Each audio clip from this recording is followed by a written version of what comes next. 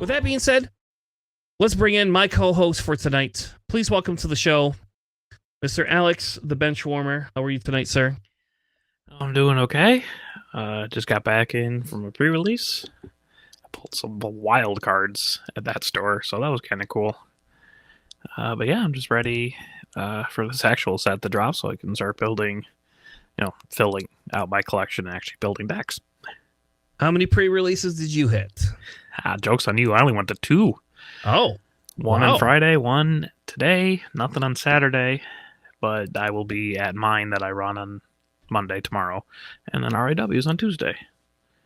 I know it was sad. Originally, I was supposed to actually go out to Detroit for work this week, and they postponed it. And I was going to leave early on Saturday or early on Monday, hit your pre-release, and then I could just go hang out, and we just hang out, and I'll crash on your couch or something like that, or my buddy's couch. I'll find somewhere to crash for one day because they were gonna. You live out pretty close to Royal Oak, so I just had to be at Royal Oak at 5 a.m. So we went party, but I get to go to your pre-release, and that would have been a lot of fun. Also joining me on the mic is JJ. How are you tonight, sir?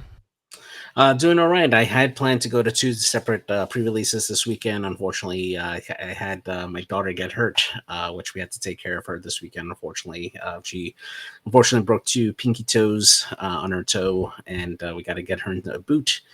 So she's hobbling around, unfortunately. But things happen when you have kids. But to make up for it, been playing a lot of testing a lot of decks and really having a lot of fun with Poe Dameron playing Thrawn. That's been my favorite so far, Thrawn Green. And it's been great.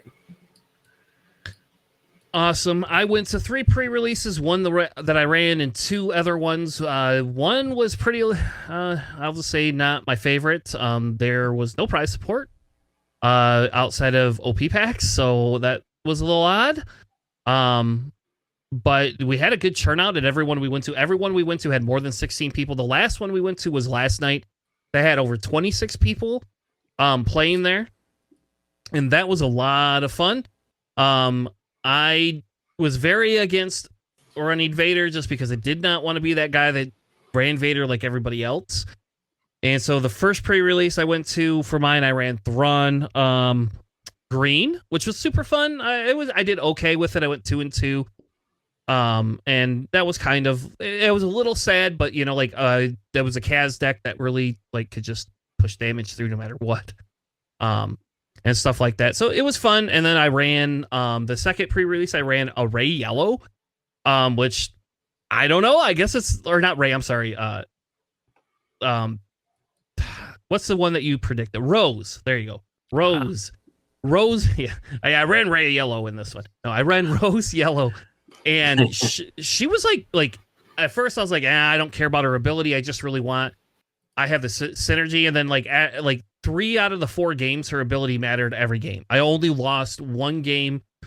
And of course it was to John, the guy that I swear to God, I always lose to this guy. He is one of our top players in the area, but I consistently lose to John every single time. But yeah, that was the only loss I had for that one. And then I played Vader Yellow because I got a bunch of Vader cards to go very low to the ground. I had 3 or 4 wingmen on each side, the Kijimi flyers. I was like, all right, well, I'm just going to play a low to the ground Vader. And, the MVP, for me the weekend was that stupid Mando card. In my pre-release, I pulled 2 Mandos. Nice. Okay. He's uncommon. It's not crazy. I had 2 him and 2 Bosks. So it's like, okay, I guess I'm just gonna run Yellow Vader with those pilot upgrades. And once if they ran space, Mando just came out and was like, sorry guys, you're just not doing anything. At one point I think I had over 10 TIE Fight tokens on the board, and my opponent was just like, this is ridiculous. How do you have this many TIE Fighter tokens? I was like, well, and then I was able to run 3 ships into his leader, Luke, and then that's what basically got me the game. So I came in 3rd in that one. We did 5 rounds. I went 4-1.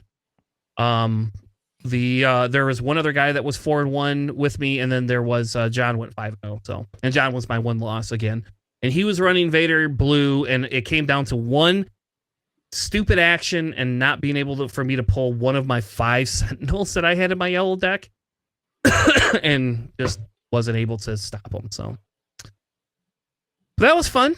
I learned what that Focus Fire card does this weekend, by the way. If you didn't know what that Focus Fire card does, I learned really hard what that card did.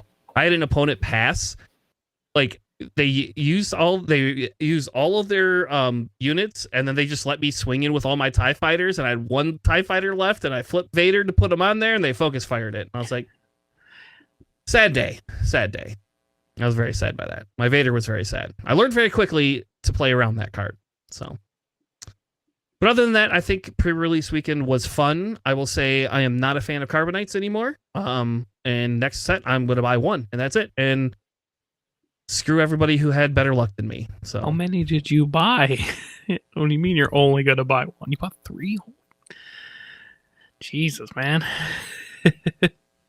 Yeah, I got 3 of them, 0 showcases, and 0 serialized cards. So, yeah. Damn. So last night was just kind of one of the we found out we're getting I'm getting a $250 bonus. So I was like, well, that's like a Carbonite pack right there. So I'll just spend my bonus. I get it on Friday, so I could just put this one on my credit card. I'll get my bonus and pay my credit card off. And well, I didn't pull anything. I was hoping to get, like, you would think. I would have at least got one showcase to sell, or like a freaking, if I had a serialized card, like that I could have sold that just to pay for the thing. Nope. Yeah, I think the serialized cards are something like obscenely small pull rate. Like it was like 12 Carbonite boxes have the serialized. Well, that's good to know, because some people were thinking it was like 1 in 4, like 1 per display. No, and I think I was like, I think Excel opened up like 9 Carbonite boxes between everyone that was there, and one person got a serialized card, and that wasn't from any of the boxes. It was just like a freestanding pack. Yeah. Well, and I didn't buy as many normal boxes this time. I only bought 2 normal booster boxes because the problem is I keep going to these pre-releases, and that's what happened last time. Is I bought like 2 cases, and then I went to the pre-releases, and then I just ended up with so many cards I didn't need. And so this time around, I said 2 boxes just because I really like opening packs, and I wanted the Carbonite stuff because I was hoping for like a serialized in there. I have a play set of like hyper foil prestige Vader cards, so that I guess is kind of cool. I don't know what those are worth. They're probably not worth anything. But if I do decide to play those, at least I can play that in my Vader deck, and it'll look cool, and I don't have to buy them. So, my buddy opened up his first box. He had 10 legendaries. Yep, including a playset of Hondo. Oh, that's crazy. What's up with this Hondo thing? Yeah, we had a guy over here who bought a case and a half. A case and a half of just boxes of Carbonite. Oh my. Yeah, that's 6 boxes. That's like $1,800. Well, I mean, there's minus for discounts, so it's probably like 15 or whatever, but still like huge. Yeah, we had so the some of the guys bought anywhere between 6 and 8. We had a guy that was on box 9, I think, by Saturday night. So crazy. 1, save some for the rest of us, but 2, Jesus. Okay, sure. Yeah, so our store ordered 30 boxes of it, and we sold out at the beginning. Yeah, that's crazy. That's insane. Yeah, that's insane that you guys have 30 sold out Carbonite boxes. Yeah, we had 20 of them, about 20 of them I think sold by before pre-release event. And then I bought a few, and then there was a couple of other guys who like said that they wanted like 4, and we told them they could only have 2, and they ended up buying 2 more while they were sitting around there. Yeah, insane. Yeah, next set, like I think at the I think people thought the serialized rate was higher than what it is, but we had at least 5 or 6 of my locals who bought 3 or more boxes got serialized cards. So fair enough. But So yeah, so that was a wild weekend. I was not super happy with my pulls, and I am now going to have to figure out how to sell some of my stuff. I think to pay off that credit card bill.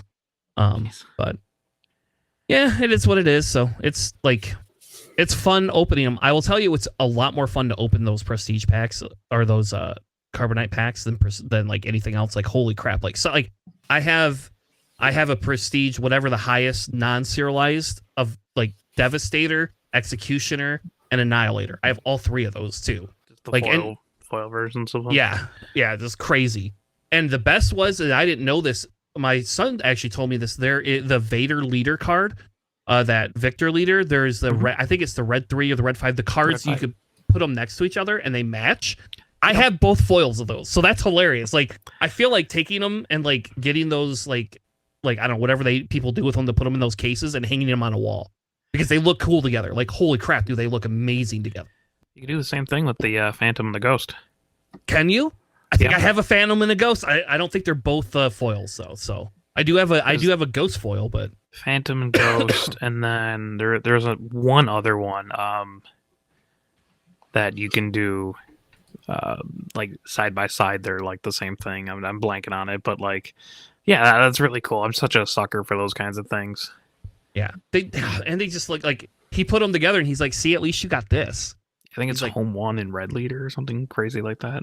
That'd be cool too. I got a Home 1 as well. I got like 6 Home 1s. Like nice. Not all prestige though, but I got at least 1 or 2 Home 1 prestiges, and then like some of my box, like I ended up with in the first 2 boxes I opened, I ended up with 15 to 20 legendaries roughly between prestiges and everything. It was just like the pull rate was crazy for legendary stuff in there. I don't know. So it was a fun weekend overall. No showcases though. So I don't know if people need prestige cards. I will happily trade away for showcases, I guess. So I'm looking for a Thrawn and a Vader. Those are the 2 big chase ones. I would take a Kaz as well. So I saw somebody selling a Kaz for 160, and I might just buy it before it goes up in price because I think they're gonna hit 300 for Kaz's. I don't know, man. A lot more prestige boxes out there, right? So the pull rates for showcases might be higher. Yeah, I hope it is, and I hope it drives the cost down. And like, so I'm on the verge of debating whether I want to spend any more money now or just wait till this Friday and see what they all settle in at over the weekend, and then start snatching them up. Because I don't know if I want to hold one, but I tell you that Hold'em showcase, somebody pulled one of those. Like, holy crap, that looked like I don't want to play her as a leader, but man, that was a beautiful showcase. Like her hair pops, just like oh my gosh, like just it's amazing. And man, I'll tell you that Home 1. Oh, I love that Home 1 prestige card. I just like I don't know if I'll ever play it, but man, that card looks amazing. All right, well enough of that. What I wanted to do before we go too far is I kind of want to talk a little bit about reflections from the weekend and do just kind of a, did these cards over improve? Did they under improve? How did we feel they did based on Alex's predictions for our group? And so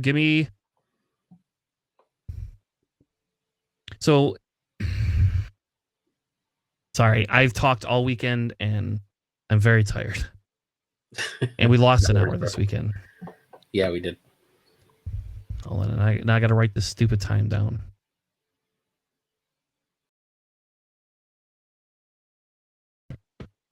So without further ado, let's talk a little bit more about what cards we felt did well for Sealed and if they are going to be good in Premier.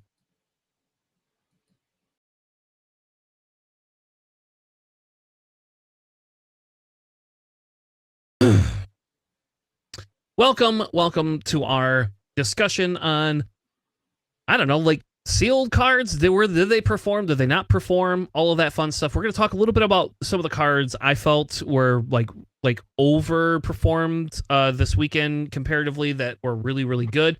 And take a look a little bit back at Alex's list again, and we can kind of see, did we have anything that kind of stood out, or was Alex just spot on for his discussion? So why don't we kick it off? Like, before we get into the cards, I felt, why don't we talk a little bit to Alex, the curator of the list?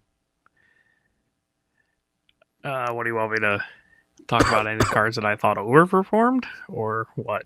Or like my opinions on the cards? I only played 2 seal events though. Your opinions on the cards.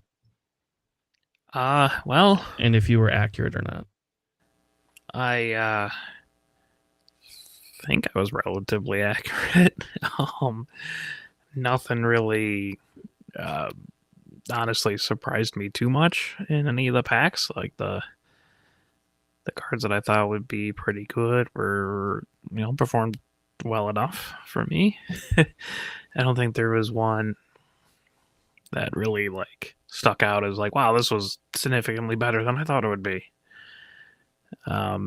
Although I did have an invisible hand in my Vader deck, and I pulled like 3 vultures and like IG-88 and like the HMP, so I managed to actually like pull droids off of that, which was awesome. Surprising, but probably not particularly incredible.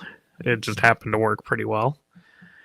I don't know, maybe that Quasar TIE carrier performed a little bit better than I thought it would, just because it wasn't complete garbage. Yeah, it's still 5/7 in space, right? Yeah, and you create TIE tokens, but it doesn't really impact too much, but it does help you close out games.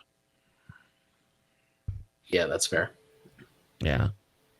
So looking at your list here, the leader piece of it, like, so I don't think I played against an Asajj. I did play Rose, and I had pretty good success with Rose. I had good success with Vader, Boba Fett, nothing similar there. The one leader that did a lot better than we thought it would be Luke Skywalker.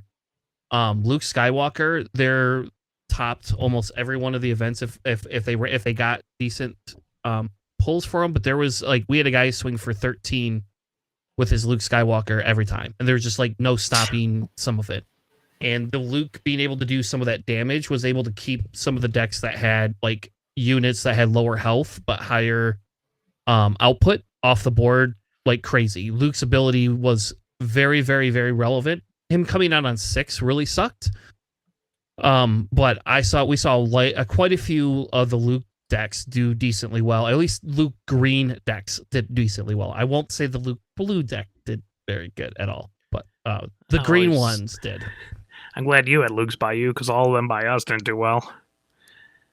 But again, it really depends on how much like fighters you had. Like one Luke deck did really well, but they also had like double red 5 and like a ton of like really, really strong, like Chewbacca and a bunch of really strong cards. Yep. Which is why I'm like, I'll put him in the okay tier, because it kind of really depends on your pool. He's not particularly good in upon himself. Yeah. If we go down and we just look a little bit at the rares, I don't think there was any rares that really stood out any better than the other ones. The rares really just kind of hit where they needed to hit, right? Like Boba Fett was astounding. Sedan was astounding. Ahsoka, I hated playing against Ahsoka. I'll tell you that. Like, Ahsoka just sucked playing against. Losing that card was horrible. I will say, I think I don't think any of the rares really performed better than what they should have, other than I will say like the Invincible Hand did better kind of in terms of it just being a bigger space unit, but that's about it. Like it was just an easier, cheaper, bigger space unit that you could deal with, or you had a harder time dealing with. But outside of that, I don't think there was any of the rares that really performed better than others. That's fair. Yeah, I mean, like 6/6 is nice, but there's also a whole bunch of other like, yeah, like the hero one that's like what, like a 6/7. Like, mm-hmm. Isn't that just kind of better? I don't know. Yeah. Yeah, I mean, it seemed. I agree. Sorry, yeah. Go on. No, you're fine. So, these are just, like I said, these are kind of like, I feel like Alex hit most of these on the head. I did throw a few in the doc that I think were better than maybe we predicted. Some of them we did predict, but essentially, like, I'll just pick on the Mandalorian. Like, Alex put Iden in there. When Iden came out, Iden just won games. Like, I don't know why, but Iden just being able to, like, shield whatever. Like somebody put her on a freaking one of those stupid Dengar ships, whatever they call them, those contracted The Jump ships. Masters? Yeah, the contracted jump master. There you go, or whatever it is. Like that card's okay, right? It's a 2/4 sentinel. You put a shield on it, and now it's a 5 like 7. You're like and the upgrade hate was a lot less in pre-release than it will be obviously in premiere. And so like if you got item to stick, Merry Christmas. Like there was not much you could do. This timely reinforcement, I don't remember where we put this on the sheet. Do we have that one in there? Well, yeah, we have it in there. Was it not? Oh, I have it in probably bad plus. So like between probably bad and okay. Gotcha. That card was nuts. If you had a deck that was spamming stuff. So like I didn't draw this for any of my for my Vader deck, but if I had this for my Vader deck, everything just would have been crazy. But you can, for every 2 resources they control, you could create an X-Wing token and give it Sentinel. And so like I watched the guy play that card and drop 4 X-Wing tokens, and they all had Sentinel, and they just couldn't get through them. Now Rio could get through them, right? You know, like Rio was really good at getting through them, but like this guy was playing against a Vader deck, and they couldn't swing through these stupid X-Wings. They either had to like concede and go to the next round or take care of the X-Wing. So that card, like I didn't like this card in any way, shape, or form until we played this in sealed, and I had this played against me twice and then watched it once, and it for 5 resources it was pretty bloody good. Oh, I didn't care when my opponent played it. It did literally nothing against me. Like I'm just like, whatever. I'll kill your X-Wing. I'll kill your X-Wing. Oh, you put Vader on an X-Wing. I'll just kill it too. Okay. All my units lived. Whatever. Now, then either you're a better player or you don't. You had. I just don't think it's worth like the 5 resources. It's better, I think, in limited than constructed. I just, I don't know. You and I played drastically different pre-releases, apparently. Yeah. Same with this Mandalorian. I had 2 of these. This guy overperformed for me all weekend, just putting him on and being able to exhaust the ship and then attack with it. Like as long as I got it early game. If you got it late game, it didn't really do a heck of a lot. But early game, it was like super good. I played this in my Rose deck, which I thought was crazy. Like I was like, maybe I'll play this, but like it's a 2-cost 3/1, and like I don't know. You could you could put it on. What's that? I don't remember the 3/5 Sentinel that blue has for the ground one. Yeah, the ground one. You could put him on that. Mm-hmm. I didn't think about that until then. And you put him on that, and now that like go ahead and hit my Sentinel, like you're gonna die no matter what. And so, I don't know. That was really good in the Rose deck and in the Vader deck. I had my opponent hard pay 7 for the Mandalorian to play it, to exhaust 2 ground my 2 ground units that I had in my deck, because they have no spaceships for them to put it onto. I mean, it worked kind of, like, I guess. I just turbo laser blasted it next turn. Like, it's just, I don't know. I thought about paying 7 for it, and I didn't. The only unit I paid 7 for was Bosk. I put Bosk on the ground a couple times, and then I put those stupid wing leader guys on the ground. Those guys are hilarious on the ground sometimes too if they have no ground units. Like if you don't care about the extra token or whatever, like in my Thrawn deck, they would kill my space, and then I would just throw one of those guys on the ground, and then there's like a 3/4 or whatever just sitting there waiting for the U. I don't remember where you had Focus Fire either, but this card was also okay. This card was stupid if they had any sort of like a high value unit out there. So like again, when they had like with Vader, they had a Vader out there that was great, or like the Luke. A lot of these Luke decks were running this too, and so they could hold this card and then flip Luke and then be able to play it because there wasn't as much hand hate. I don't know in Premiere if this will be good, but at least in Sealed, this card, like I watched it win people games. They just wiped the board. Well, what are your opponents doing? Like I just killed everyone's space units. They couldn't play Focus Fire against me. Like most games, they had maybe 2 space units out total against me. I which Focus Fire is great if you have a bunch of space units to like blow up one of their huge ones, right? I just why are your opponents letting you have that many space units? This is wild to me. I don't know. I mean, it's like I said, I have it in okay. I have Mandalorian in okay. I have Iden in probably good. So nothing crazy.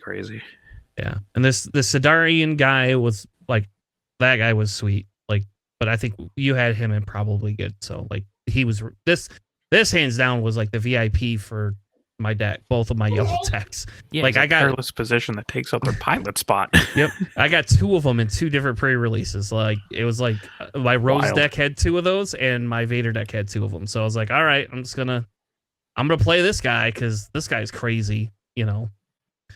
I thought this hover tank was good. I know you said you didn't like it as much, but like this felt better just because it was another ground sentinel. So what people were doing is not throwing their leaders on like Vehicles? ships. Yeah, they're just throwing them on the ground. Everybody was just putting their leader on the ground. What are they doing? I don't know. Remember, Like this is the new set, right? They can go on vehicles. Says so on the card. I know people were just worried about like I don't know what it was, but they were like I was like all right, whatever. So like that card, I played that card. I had one of that with that card in my deck, and like I didn't use it very much, but people use the stupid card against me. Like when Vader, when you have a 1/1 tie for Vader, do you put him on the 1/1 tie or on the ground? Well, I forgot about this stupid Sentinel, and yeah, my Vader was a little sad. You live through it. You do live through it, yep. And my Vader was just a little bit sad though. Electromagnetic Pulse was astounding, but I think we had that in there pretty good as well. And this stupid red 5, I have a funny thing about Electromagnetic Pulse. Yeah, what's they that? did it to IG-88. Oh, did they? Because he is a droid. So they did 2 damage to him and exhausted him. Like, well, there goes that. Okay, fair enough. That's hilarious. But is he the only droid too? No, there's another astromech that you can play on the ground too, isn't there? There's a blue one. Yeah, I mean, like the astromech pilot, like R2D2, I guess probably counts too, but he's the biggest one. Yeah, that's hilarious though. It's just like, oh, you're not wrong. That's fair. That sucks. Okay. Missing out on 7 damage. Fair enough. All right, JJ, we'll move on to yours. These are the ones JJ felt were overperforming this weekend. I think we had Poe and Lauren all in are pretty good. And Dorsal. Dorsal's yeah. So just a funny story on Dorsal. I happened to play test this against a Vader deck. I had this in my Green Throne deck, and I had had my Chimera out. It had deployed the TIE fighters, the token TIE fighters out there, and then I had it ready. My opponent had set up his Vader on Victor 3 or Victor Leader, and then they had passed. I had a TIE fighter that was readied. I attached a dorsal turret to it, and then just slammed it right into Vader, and boom. Goodbye, Vader. Goodbye, Victor 3 in one fell swoop for a 1 cost upgrade. It was just absolutely silly, and it was just great. It was perfect. But yeah, the dorsal turret on these TIE fighter tokens is just ridiculous. I absolutely love it, though. It's really great. Admiral Yularen is another card that I played around with a bit on different decks. Combined the Admiral Yularen with timely reinforcements, you can potentially have it really works best when you're playing later on in the game. If the game gets to like the 7th or 8th round, or when you're playing against a deck that likes to ramp up a lot and have a lot of resources, being able to have potentially 3 to 4 X-Wings out there and then play Admiral Yularen, so that way all your X-Wings have Sentinel and you give them shields on top of that, or Restore 1, which is really great. You're essentially recouping 4 health. Felt really, really good in that particular combo there. You are sacrificing some other plays in that instance as well, and you're just hoping that your opponent just doesn't take out your tokens. But when it does work, it definitely can put a halt to the space side if your opponent has no saboteurs there. Of course, it's not going to really work against Rio so much, but you at least have that flexibility with you, Lauren, to change what you need to, right? Either giving them grit or shields or a restore. A lot of great options. And then Poe Dameron, oh my goodness, that guy just hopping on constantly. He felt like the human version of Brutal Tradition, and he was just so fun to constantly buff up different vehicles that are out on the board. So much utility with him, just him jumping around all over the board. Had a lot of fun playing Poe. So yeah. Awesome. Well, I think that's it. That's kind of really like, I don't know, Alex, did you have anything else you really want? I mean, those felt like kind of what we see for the pre-release. I mean, there'll be future sealed events I think people can play in, but usually this is the biggest weekend. Yeah, no, I mean, I just wish I played in a couple more. I only had 2, so didn't get to play in a large variety of stuff, but it was fun. Awesome. Well, thank you all for joining us for that segment. Reminder, you can hit our video up that I'm going to release, then register to win.